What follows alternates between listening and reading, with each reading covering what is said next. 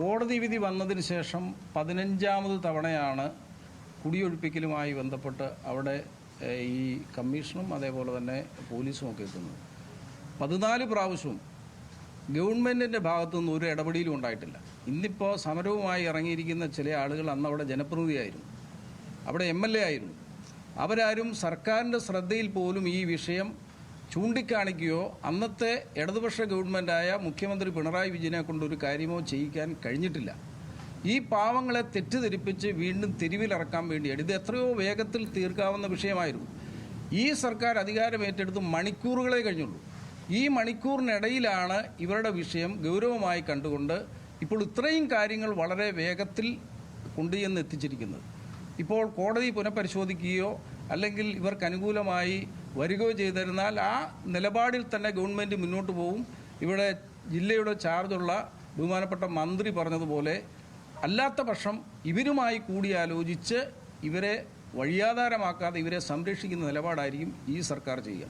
ഇതിൽ നിന്നും കലക്കവെള്ളത്തിൽ മീൻ പിടിച്ച് ഇവരെ വീണ്ടും വഴിയാധാരമാക്കാൻ വേണ്ടി കുറേ ആളുകളുടെ ശ്രമം ഇതിനിടയിൽ നടക്കുന്നുണ്ട്.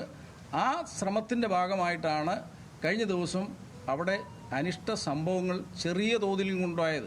ഒരു കാരണവശാലും പോലീസിൻ്റെ ഭാഗത്തുനിന്നും ഇനി അങ്ങനെ ഒരു സംഭവം ഉണ്ടാകാതിരിക്കുവാൻ കർശന നിർദ്ദേശം മുഖ്യമന്ത്രിയുടെയും അതേപോലെ ആഭ്യന്തര വകുപ്പ് മന്ത്രിയുടെയും എൻ്റെയും കൂടെ ഞങ്ങളുടെ 2 ബഹുമാനപ്പെട്ട മന്ത്രിയുടെ സാന്നിധ്യത്തിൽ ബഹുമാനപ്പെട്ട ആഭ്യന്തരമന്ത്രി നിർദ്ദേശം കൊടുത്തിട്ടുണ്ട്. അതുകൊണ്ട് ഇനി പോലീസിനെ പ്രൊവോക്ക് ചെയ്ത് അവിടെ ഇഷ്യൂ ഉണ്ടാക്കാനുള്ള ശ്രമം ആരും നടത്തേണ്ടതില്ല.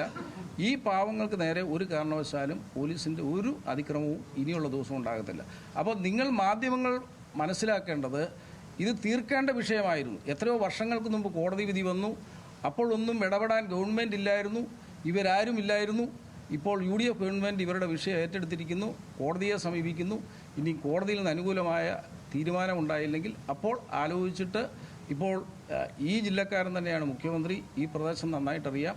അദ്ദേഹത്തിൻ്റെ കൂടെ നിർദ്ദേശമനുസരിച്ച് ഇവർക്ക് കുഴപ്പമില്ലാത്ത രീതിയിൽ ഒരു പരിഹാരം ഉണ്ടാക്കിയിരിക്കും.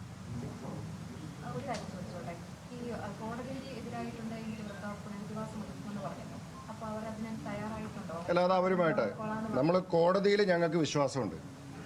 ആദ്യമായിട്ട് ഒരു സർക്കാർ ഇവരുടെ കേസ് സർക്കാരിൻ്റെ ഉൾപ്പെടെ വാദമുഖങ്ങൾ കോടതിക്ക് മുമ്പിൽ നിരത്താനായിട്ട് പോവുകയാണ്. ഇതുവരെ നേരത്തെ പറഞ്ഞതുപോലെ ഒരു സർക്കാർ ഈ കാര്യത്തിൽ ഇടപെട്ടിട്ടില്ല. കോടതിയുടെ കേസിൽ സർക്കാർ ഇതുവരെ ഇടപെട്ടിട്ടില്ല.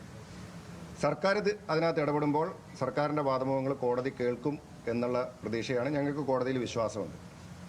അപ്പോൾ ഏതെങ്കിലും തരത്തിൽ കോടതിയിൽ നിന്ന് അത് പ്രതികൂലമായിട്ട് വന്നാൽ അതിൻ്റെ പുനരധിവാസത്തെ സംബന്ധിച്ച് അവരുമായിട്ട് ചർച്ച ചെയ്ത് അപ്പോൾ തീരുമാനമെടുക്കും. എന്തായാലും അവരെ പുനരധിവസിപ്പിക്കുന്ന കാര്യത്തിൽ സർക്കാർ പ്രതിജ്ഞാബദ്ധമാണ്.